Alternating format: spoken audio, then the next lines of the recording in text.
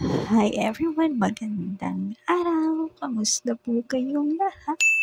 At ngayong umaga nga ay ito ang aking mga gawain. Nagtapon na ako ng basura, maaga pa lang.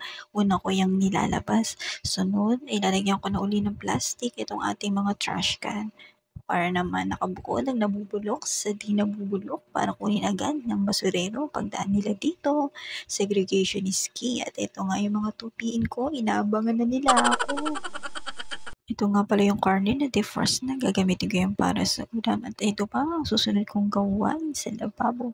Magagawa nga pala ako ng salad at ito na nga hinihanda ko na yung mga huhugasan kong sangkap at ito na nga yan.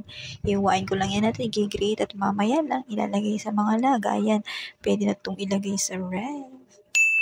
Pinahinuluan ko na nga yung kasim, nilagyan ko ng asin at ito yung mga gagamitin natin para sa pampalasa ng ating lulutuing pork binagoongan.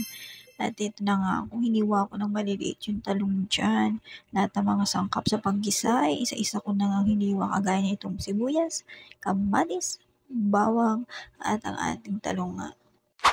At tiyak, mapapakanin pa more ka pa dito sa ating ulam na sadyang masarap nga. At ito nga, nagkape na ako habang hinihintay ko yung pagpapalambot ng karne. Pinanfry ko nga pala yung mga talong sa grill pan at ito na siya. Naggisa na ako ng mga sandaling to.